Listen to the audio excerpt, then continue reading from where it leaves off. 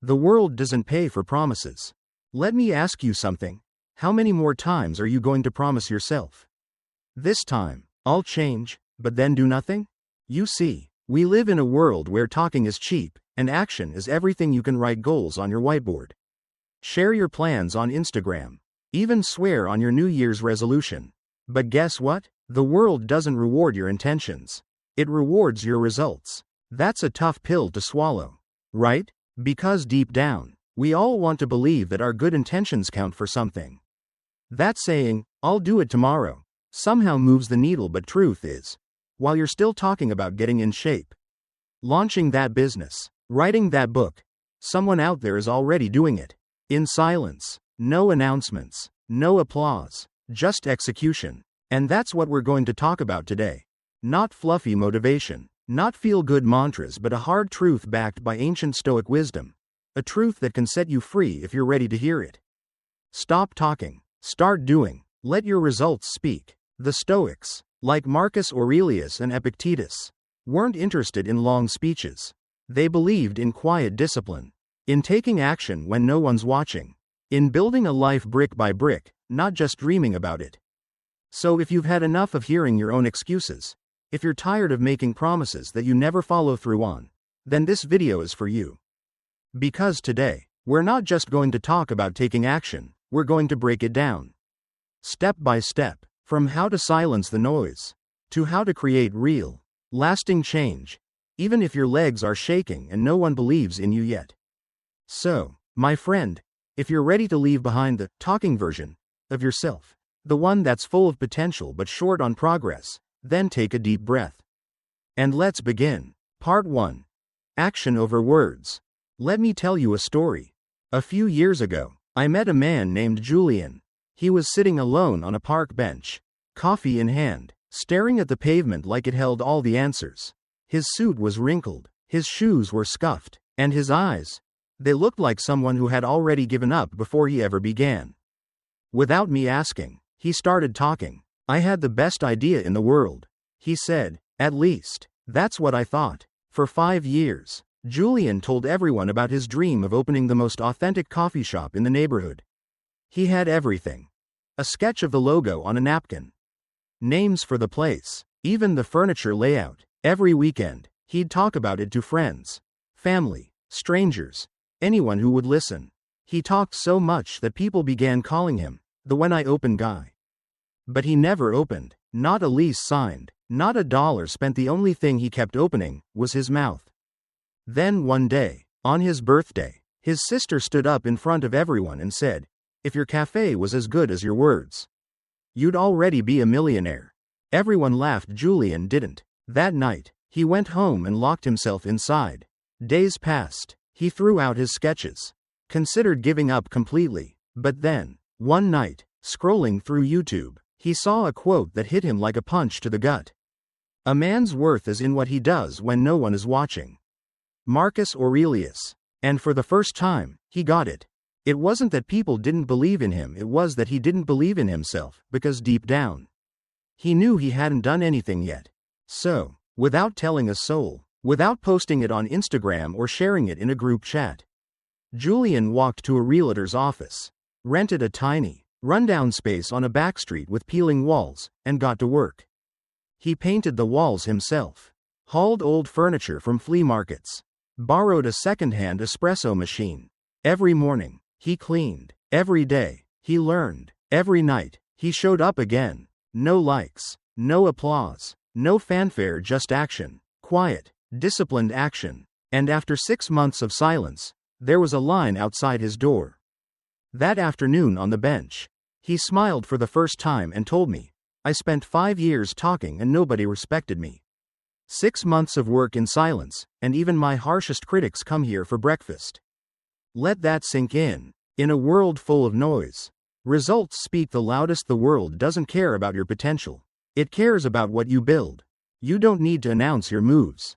Just make them. You don't need approval. You need execution, and you don't need applause. You need momentum. So ask yourself, what have you been talking about for far too long? That book? That business? That change you keep saying is coming? The truth is, No one's going to build it for you, and no one's going to believe in your words if they never see your actions. Julian didn't need more motivation. He needed movement, and so do you. So today, take one step. Quietly, no posts, no proclamations. Just paint the first wall. Send the first email. Show up to day one. Because in the end, the people who change their lives aren't the ones who speak the loudest. They're the ones who work in silence and let their results do the talking. Part 2. Stop announcing plans. Let action speak. Let me guess. You've probably had that moment, sitting at a cafe with a friend, sipping coffee, and saying, "This year's the year I finally get in shape," or, "I'm gonna launch that business soon." Just wait. You say it with excitement, maybe even with a detailed timeline, a logo concept, or a color-coded calendar in your head, but 6 months later, nothing's changed. You're not lazy. You're not broken, you're just stuck in a trap. One most people don't even realize they're caught in. Let me explain with a quick story. At a job I once had, there was this coworker who, from day one, made huge promises. "I'm going to land the biggest client this company's ever seen. Just watch," he'd say. Every Monday, new ideas, new strategies, big words, zero results. Meanwhile, there was Marina, quiet, soft-spoken, never joined the gossip, but every month, she walked in with signed contracts, clients no one saw coming. One day, she casually pinned all her wins to the office wall. Boom. Suddenly, no one remembered the loud guy, everyone wanted to know Marina's method. That's when it hit me. Respect isn't earned through speeches. It's earned through results. And there's science behind it. Psychologist Adam Grant explains that when you speak your plans out loud, your brain gets a fake hit of satisfaction, as if you've already done it. You feel accomplished, but you've done nothing. It's like bragging about running a marathon after buying new shoes, but never stepping onto the track. Even the Stoics knew this centuries ago. Marcus Aurelius wrote, "Don't waste time talking about what a good man should be. Be one." In other words, don't talk. Do. Let your actions be so loud they need no introduction. So how do you actually do that? Here's a simple system that works. Checkmark. Write your plan on paper. For your eyes only, not in a random phone note you'll delete next week. Write it. Stick it on your bathroom mirror, your fridge, your desk. Make it unavoidable. Checkmark. Keep your mouth shut until the results show up. When someone asks, "Hey, are you still doing that thing?" just smile and say, "You'll see." Checkmark. Celebrate small wins, not grand announcements. Ran 1 mile today? That's a win. Made 1 sale? That's a win. Don't throw a party for the dream. Throw one for the brick you just laid. Because here's the truth. Every time you talk about your plan, you risk tricking your brain into thinking you've already done it. But every time you act, you're stacking real momentum. So next time you feel the urge to post about your new goal, pause. Ask yourself, do I want likes, or do I want legacy? Julian. Remember him from earlier. He didn't post a single update during the 6 months he built his cafe. No status, no hashtags, no grind mode, selfies, and yet, 6 months later, there was a line out the door. That's the kind of power silence holds. So today, I challenge you. Write your plan. Keep it to yourself and let your execution do the talking. Because in a world full of noise, action still speaks the loudest. Part 3. Stop waiting for permission to be yourself. Let me ask you something personal. How many times have you bitten your tongue, not because you were wrong, but because you were afraid of what others might think? How many dreams have you delayed just because someone raised an eyebrow or gave you that look? If you're like most people, probably more than you'd like to admit.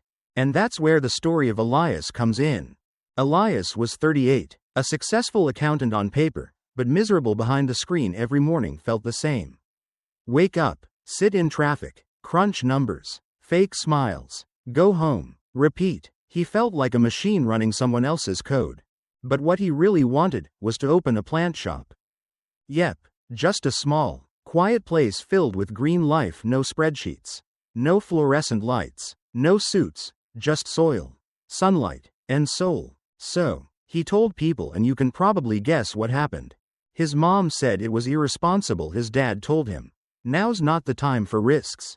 Even his closest friends, while smiling politely, shared that look, the one that screams, you're gonna crash. But Elias didn't crash. He painted the walls of his new space himself. He watered plants every morning, learned their names, studied light cycles, rearranged pots like they were pieces of his spirit, and one day, he opened the doors. No grand opening, no social media campaign, just a man, a shop, and a quiet kind of freedom. Today, that little store is a local landmark. People go there not just for plants, but for peace. And when someone asked him why he never listened to the doubters, he said something I'll never forget. If I waited for everyone to agree, I'd still be stuck in that office pretending to be someone I'm not. So now I ask you, whose permission are you still waiting for? That voice in your head saying, I'm too old to start dancing. I shouldn't take that pottery class. What if I suck? I want to wear bright colors. But what if they laugh? Let me stop you right there. You don't need their approval. You don't need their permission. You don't even need their understanding. You need to move, to act, to live. So here's something simple but powerful you can do today. Write a list of things you'd do if no one judged you. Dance in your living room. Wear that wild outfit. Paint your wall neon green. Call someone just to say, hey, I thought of you. No filters. No apologies. Just the real you. Now, pick one, the smallest, least scary one, and do it this week, not next month. Not when life calms down. Now. Because here's the truth. The more you wait for others to approve your life, the less of it you'll actually live, and the more you practice choosing yourself, the stronger that self becomes. It's like going to the gym for your soul. At first, it's awkward. You feel exposed, but with every representative of autonomy, you become more powerful, more you. The Stoic philosopher Marcus Aurelius once wrote, we all love ourselves more than anyone else, yet we care more about their opinions than our own. Let that sink in. So, my friend, the next time your gut says, yes, but the world says, wait, remember this. You're the only one who needs to believe in your path. Don't wait for approval to start being who you really are. Just take the step, no permission slip required. Part 4. Keep moving even if your legs are shaking. Let's be honest. There are moments in life when the fear is so strong.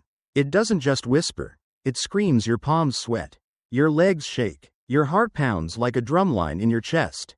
And still, you know you can't stay where you are. You're standing on a kind of suspension bridge, one of those narrow, creaking ones, with a 100-foot drop below. Every step feels like it might be your last. But you also know, going back isn't an option. And standing still? That's just another kind of slow death. That's exactly where courage lives, not in the absence of fear, but inside it. The Stoic philosopher Epictetus said it best. Don't expect events to happen as you wish, but wish for them to happen as they do, and your life will flow. In other words, stop fighting the fear and walk with it. Let me tell you a story. Tony Melendez was born without arms, and yet, he ran a marathon, not just mentally, but physically. He pinned his race number between his teeth and hit the road with every mile. His legs shook more. His body grew heavier in the final stretch. He could barely stand, but he crossed that finish line, literally carried by the determination in his heart and the help of others who saw his spirit. And when reporters asked him how he did it, through tears he simply said, fear doesn't go away, it moves with you. Let that sit for a second, because that's the kind of courage we need every single day. Not the flashy, Instagrammable kind, but the quiet kind. The trembling hands but I'm doing it anyway kind. And I know what you're thinking. What if I fail? But here's something even scarier. What if you stay stuck right where you are? Maybe you've been feeling a strange pain lately, but you keep putting off the doctor's appointment. You've Googled the symptoms, whispered, it's probably nothing, and avoided the call. Why? Not because you're lazy, but because you're terrified of the answer. But here's the thing. Fear doesn't shrink when you ignore it. It grows. It wraps tighter around your chest every time you delay. You want to know how to break that cycle? Start with one step. Literally. Pushpin. Say this out loud. This too is part of the path, because the moment you name the fear, you take away some of its power. Pushpin. Then take action. No matter how small. Dial the number. Send the email. Walk through the door not with confidence, but with trembling legs and a determined heart. Pushpin. And finally, talk to yourself like you would a friend. Don't say, I can do this. Look in the mirror and say, You can do this. Psychologists call it distanced self-talk. It switches your mindset from panic to purpose, and science backs it up. It activates the part of your brain that helps you take action under pressure. So here's your reminder. You don't need the fear to disappear before you move, you just need to move with it. Because the people who finish their races, in life, in love, in growth, aren't the ones who feel invincible, they're the ones who keep walking with shaky legs. So, what's one step you've been avoiding? Is it making that call, submitting that application, telling someone how you really feel? Whatever it is, you already know what to do. Take the step, even if it's shaky, even if your knees knock and your voice cracks, take it anyway. Because forward is forward, and bravery isn't a lack of fear, it's action in spite of it. Let's walk through it together. Part 5. Stop trying to save people who don't want to be saved. Let me start with a simple story, one that might sound familiar. A man once found a baby bird on the ground. It had fallen from the nest. Wings not ready, body too weak, so he picked it up gently, whispered words of comfort, and tried to help it fly, but no matter how many times he tossed it into the air, the bird kept falling back down. After several failed attempts, an old man watching nearby walked over and said, "Let it learn to fly, or it will die believing it needs your hands forever." That hit hard, didn't it? Because here's the truth. Some people don't want to fly, and the more you carry them, the more they forget how to use their own wings. I want to tell you about Laura. For years, she tried to save her older brother from his addiction to alcohol. She got him jobs when he got fired, paid his debts, picked him up off the sidewalk when he passed out every time he messed up.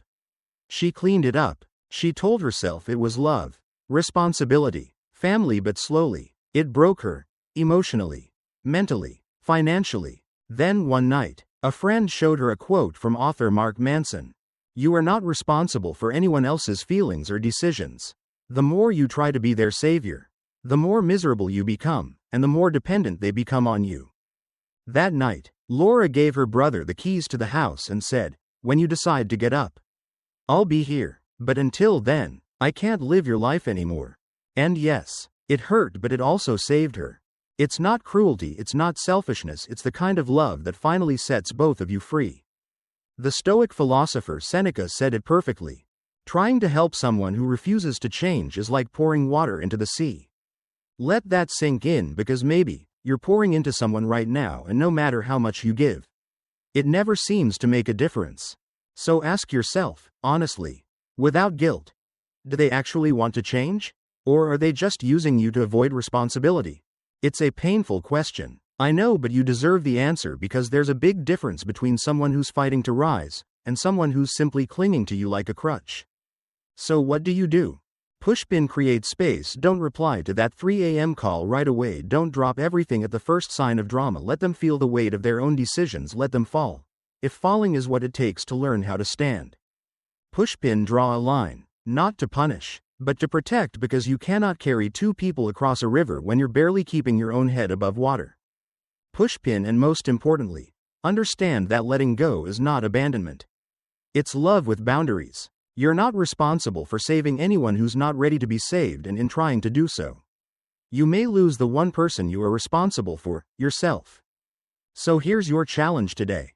Think of that one person, the one you've been trying to fix, carry, rescue, then ask, am I helping, or am I enabling? And if the answer is the latter, then maybe, just maybe, it's time to put down the weight and walk away.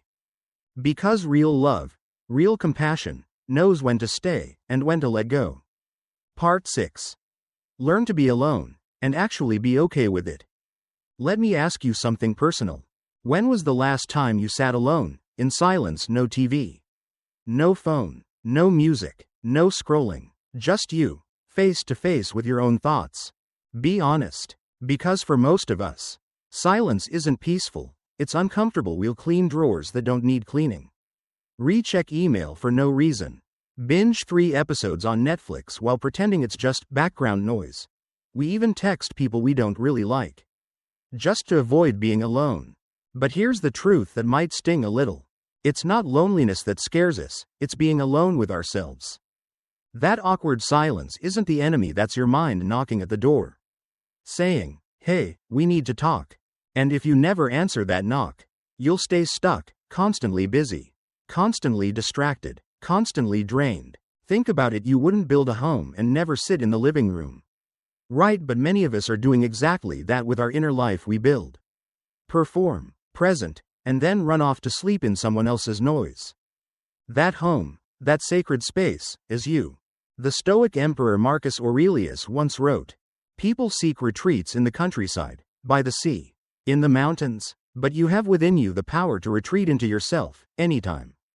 It's not about escaping the world, it's about learning to reconnect with your own thoughts, your own breath, your own being, without fear or distraction.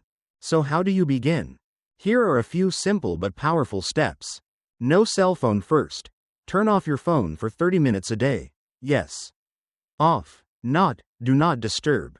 Not, silent. Turn it off, then sit on a park bench, or your couch, or a spot by the window. Watch the world move around you.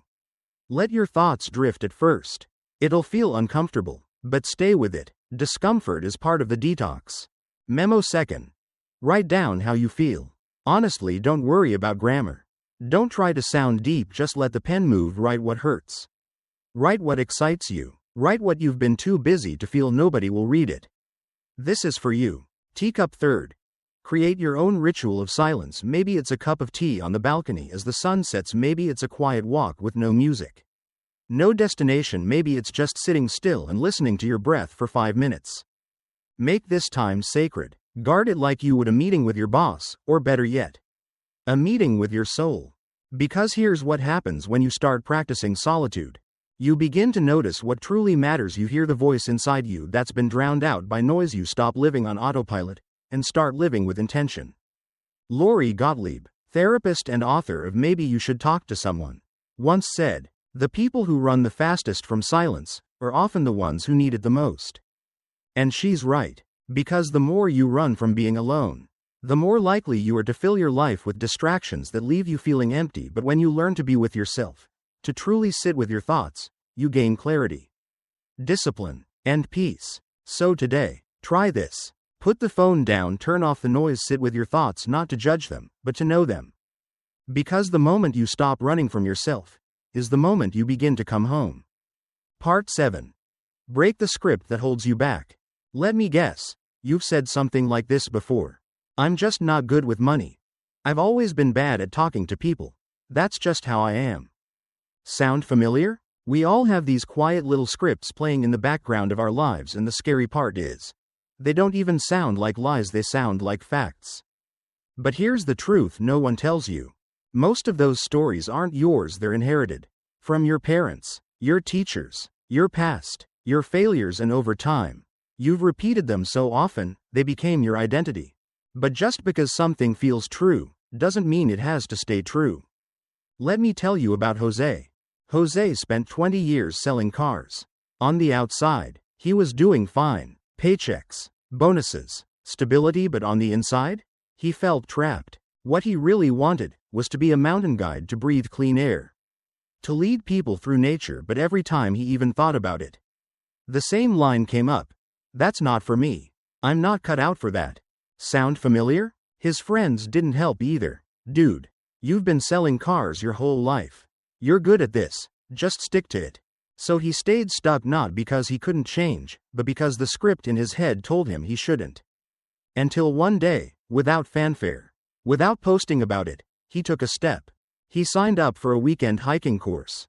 Then another, started training, studying, exploring. One small act of rebellion against the story that had held him hostage for 2 decades. By 47, he was leading treks up Kilimanjaro. When I asked him what the hardest part was, he smiled and said, "It wasn't the mountain. It was breaking the sentence in my head that said I couldn't." That's the point, isn't it? The biggest limits in your life aren't outside you. They're the quiet assumptions inside you, and every time you say, "I'm not the kind of person who," you reinforce the cage. But here's how you start breaking free. Cyclone first. Change the language. Stop saying, "I'm bad at this." Start saying, "I'm learning this." That single shift transforms your brain from fixed mode to growth mode. Cyclone second. Do something that goes against the script. If you always say you don't dance, Move your foot to the rhythm anyway if you claim you're terrible with numbers. Open a budgeting app. Just explore. It doesn't have to be perfect, it just has to be different. Cyclone third. Write your own lines every day.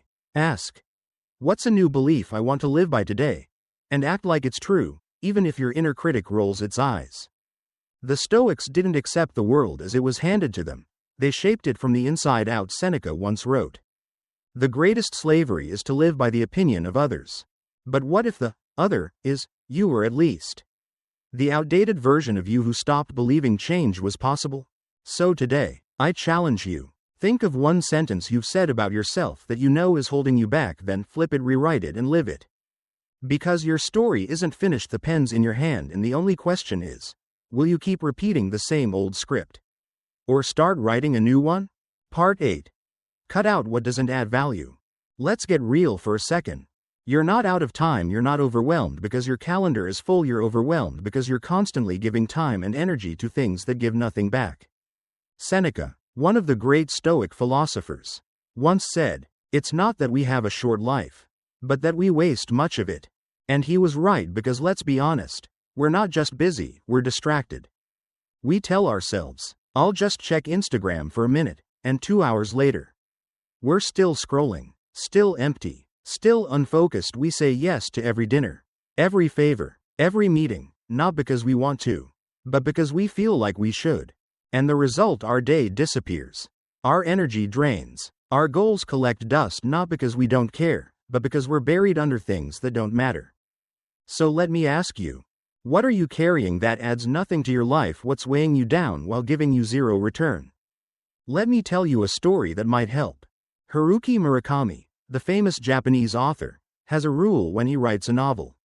He turns off his phone for weeks. No calls, no messages, no emails. He writes, he runs, he cooks. That's it. A journalist once asked him, "Don't you get bored?" Murakami just smiled and replied, "What's boring is writing books you never finish." Boom, let that sink in.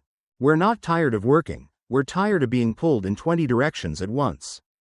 So how do you fix it? How do you cut out what doesn't serve you and finally focus on what does? Here's a simple, practical method that works. Memo Step 1. Make a brutally honest list of what distracts you most, not what you think shouldn't be a distraction, but what actually is. Maybe it's TikTok. Maybe it's the news. Maybe it's that one friend who always calls just to vent for 2 hours. Write it all down. Stopwatch. Step 2. Choose one and set a clear, non-negotiable limit. 30 minutes of social media a day, 1 social hangout per week, 1 streaming show at a time. No binging 6 series at once. Whatever it is, put a boundary on it, like your energy depends on it, because it does. Bullseye. Step 3. Identify one task that actually moves your life forward. And block time for it like it's a meeting with the president. Let me be clear, not 10 tasks. Just one. If your goal is to get fit, sign up for the Monday 7 p.m. boxing class and protect that time like it's sacred. If you want to write a book, block out 30 minutes every morning. Phone off. No excuses. If you want to build your business, schedule that daily work session and don't let anyone touch it. You don't need more time, you need fewer distractions. You don't need motivation, you need discipline around what matters. Cal Newport calls this deep work. It's when you carve out focused, undisturbed blocks of time to do something that actually builds your future, not busywork, not multitasking, real progress. So today, I challenge you. Take inventory of your distractions, cut just one, then choose one task that truly matters, and commit to it. Because everything in your life either adds or subtracts, there is no neutral, and if you keep giving your time to things that subtract from you, you'll never have the energy left for what actually fulfills you. So make space, say no, and watch how quickly you start moving forward again. Part 9. Your habits speak for you. Let me ask you something. When you look at your life right now, your health, your mindset, your relationships, do you like what you see? Because here's a simple truth that most people ignore. Your life is built brick by brick, and your bricks are your habits. What you do every day, not once in a while, not when you feel motivated, but daily, that's what builds the house you live in. Think of it like this. Each morning, you pick up a brick, you decide whether to lay it down straight, with intention, or toss it in crooked and call it good enough. Do this once, No big deal, but do it every day, and one day, you look up and realize you're trapped inside a house you never meant to build. Now let me tell you about a man who understood this better than most. There was an old guy at my gym, 72 years old, skinny, stiff, walked with a bit of a limp at first. People barely noticed him. Some even snickered, what was he doing there with his tiny dumbbells and slow reps? But here's the thing. He showed up. Every single day, same time, same routine, same quiet focus. He never made a scene. He never skipped a session while others talked, flexed, or gave up halfway through. He just did the work. Then one day, the gym held a small strength competition. Nobody expected anything from him. But guess what? He placed in the top 3, and when they asked him how he did it, he smiled and said, "I didn't lift those weights today. I lifted them every day, when no one was watching." That, my friend, is the power of habit. Quiet, unseen, unsexy, but life-changing. James Clear, the author of Atomic Habits, puts it beautifully. Every action you take is a vote for the type of person you want to become. So what kind of person are your habits voting for?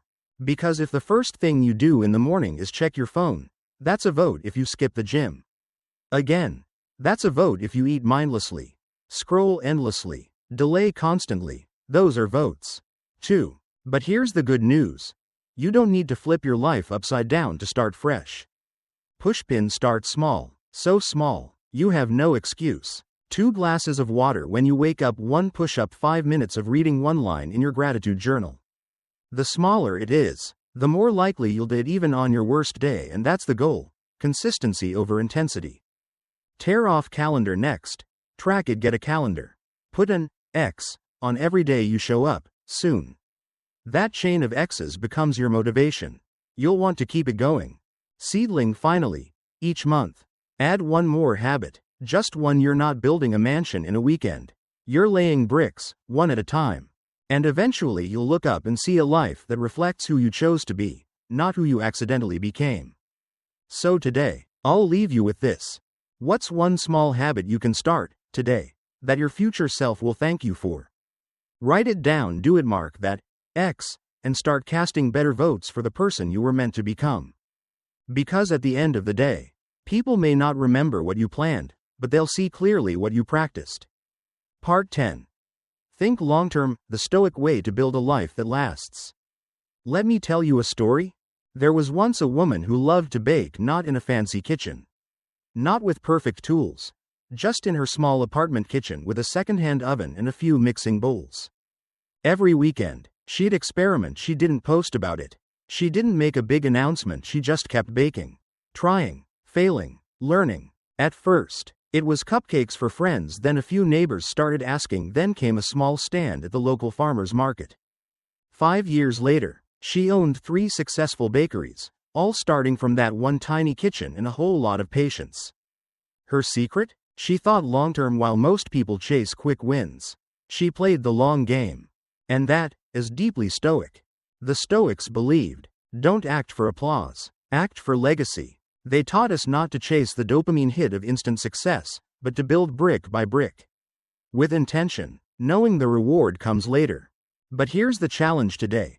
We live in a world addicted to now. Instant likes, same-day delivery, get rich in 30 days, go viral or give up. But that mindset, it crushes patience, it kills resilience, and worst of all, it convinces you that if something isn't fast, it isn't worth it. But here's the truth you need to hear. Everything meaningful takes time, a strong body, a lasting relationship, a business that survives beyond a trend. These things aren't built in days, they're forged in quiet, steady action over years. So how do we train our minds to think long-term in a short-term world? Here's a simple, Stoic-inspired practice. Scroll. Step 1. Write down a 5-year vision, not a perfect plan.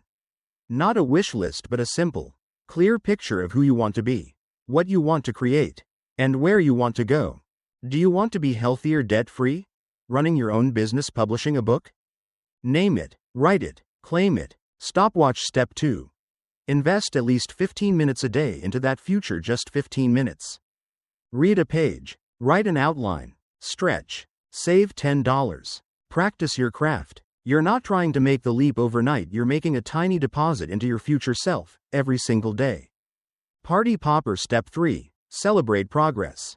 Not perfection. You sent one email? That's a win. You said no to one distraction? Another win. You chose water over soda? That's how transformation begins. Because when you focus on results alone, you'll burn out, but when you learn to fall in love with the process, you become unstoppable. So let me ask you, what if you stopped measuring your worth by what you've achieved this week, and started measuring it by your commitment to a vision 5 years from now? Would that change how you show up today? Because the future isn't something you wait for, it's something you build, brick by brick, minute by minute, choice by choice. And if you stay consistent, stay focused, and stay grounded, your future self will thank you not just for the results, but for having the courage to begin, and the discipline to keep going. Part 11. When you change, everything changes. Let me ask you something. Have you ever felt stuck? Like life just isn't moving, like the people around you don't get it, like your job, your environment, your circumstances, are all holding you back? And have you ever caught yourself saying something like, if only they would change, if only the world were different, if only things were easier? But here's the truth the Stoics would tell you. The world doesn't need to change, you do. And when you do, everything around you will start to shift. Seneca said it best. It is not man who should conform to the world, but the world that conforms to the man who masters himself. That's powerful. Let me tell you a story. Rich Roll was a successful lawyer from the outside. His life looked great, but inside, he was drowning in addiction, poor health, disconnection. Then one day, winded by a flight of stairs on his 40th birthday, he decided enough was enough. He didn't wait for permission, he didn't blame his past, his job, his stress. He changed himself. He got sober, he started running, he became an elite ultramarathon athlete in his 40s, and today, he inspires millions. But here's the kicker. He didn't change the world. He changed his world by changing himself. So what about you? If something feels off, your relationships, your career, your health, stop waiting for the external to shift. Ask yourself this. How am I contributing to this situation?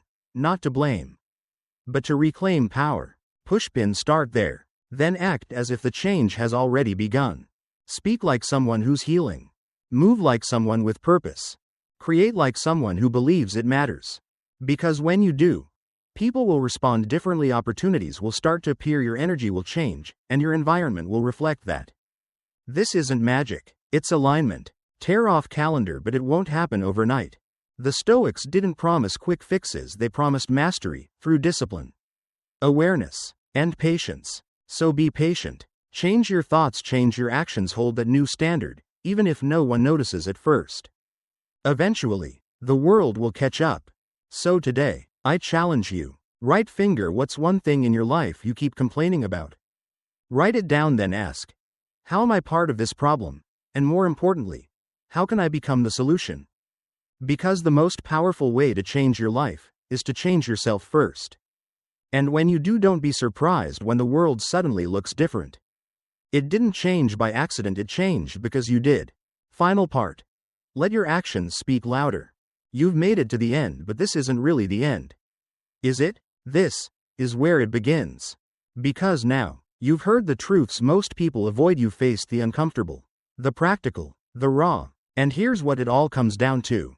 Results don't need a microphone, they speak for themselves. Your goals? Don't talk about them, build them brick by brick, step by step. You don't need another motivational video next week, what you need is a commitment today. So don't just nod along, don't just say, that's deep. Do something with it. Bullseye, choose one habit to start. Bullseye, choose one promise to keep. Bullseye, choose one action to take, right now.